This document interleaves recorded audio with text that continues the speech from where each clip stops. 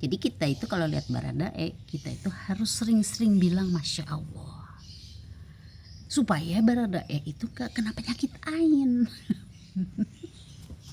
Number one. Ya ampun, waduh, ini berita Baradae semua. Ini lucu ya. Jadi saya lagi nonton berita-berita tentang Baradae atau Richard Eliezer atau Ichad yang terkait dengan kasus pembunuhan Brigadir J Verdi Sambo. Ini saya buka media sosial. Ini isinya. Sekali lihat Ichad ya keluarnya Ichad semua.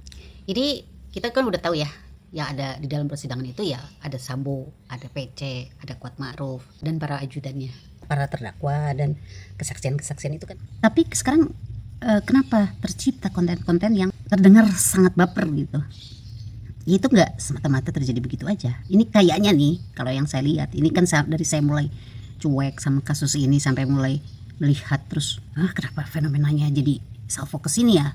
Bukan hanya ke isi sidang tapi juga ke personel atau performance dari Baradae-nya gitu ya. Kenapa bisa jadi ada kata-kata mak puber gitu, kata mak puber gitu, berarti kan itu ada fans kan.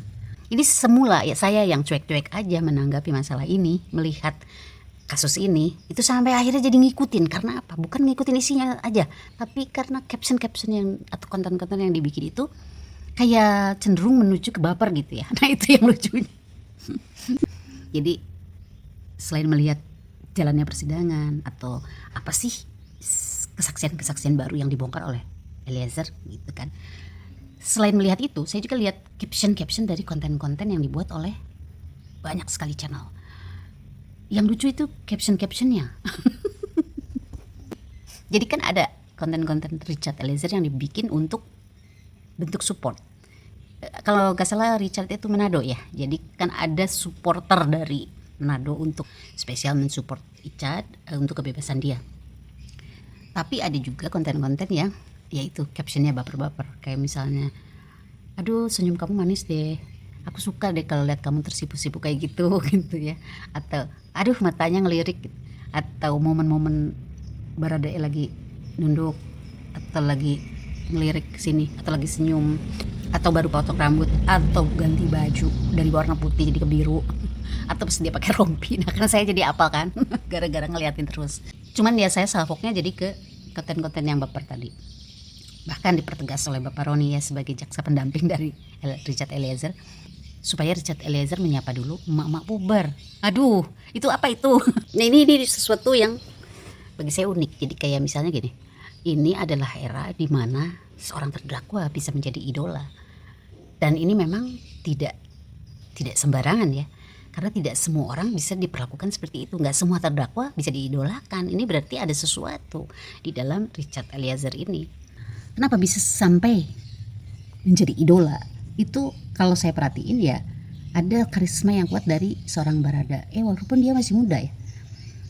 Jadi karakter dia, cara dia bicara, cara dia bersikap itu bisa membentuk karakter yang unik. Dan mungkin itu yang dibikin orang gemet gitu, gemes deh gitu kayaknya ya. Dan dia gak jelek tuh. Aduh, jadi ngaku. Selain lihat isinya, memang yang terpancar kuat dari persidangan ini adalah Richard Eliezer.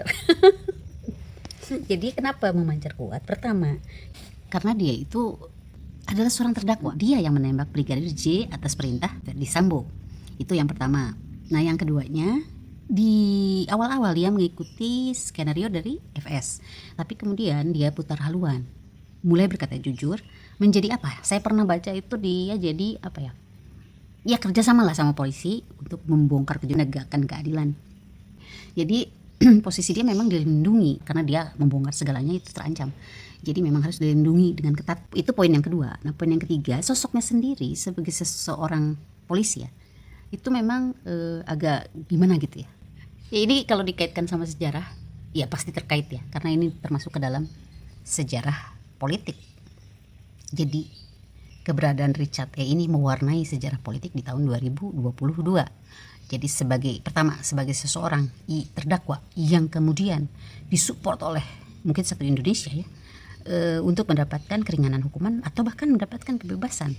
Nah itu pertama. Yang kedua, dia itu mewarnai sejarah politik dengan membongkar kedok. Semula dia mengikuti skenario, tapi kemudian dia berubah haluan. Nah yang ketiga, dia itu mewarnai sejarah karena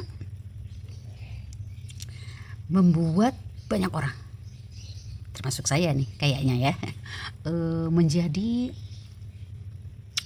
simpati sama dia. Ya, itu bagi saya sesuatu hal yang positif ya. Jadi memang harus disupport, didukung, dan didoakan bahwa semoga memang Richard nanti akan mendapatkan kebebasan. Yang saya pikirkan setelah dia mendapatkan kebebasan itu akan segera dipanggil oleh stasiun-stasiun televisi, atau bisa dijadikan bintang iklan, atau bisa main sinetron. Bisa aja kan? Jadi dia seorang polisi yang sudah mengalami sebuah trauma, tekanan yang besar dalam hidupnya, sampai dia melakukan sesuatu yang tidak dia inginkan. Mungkin, dan kalau dia bebas artinya dia bisa lolos dari semua itu kan sesuatu hal yang harus diangkat oleh media. Nah, kita lihat aja nanti apakah itu akan terjadi. Pokoknya support terus deh buat Baradae, lanjut nonton ya.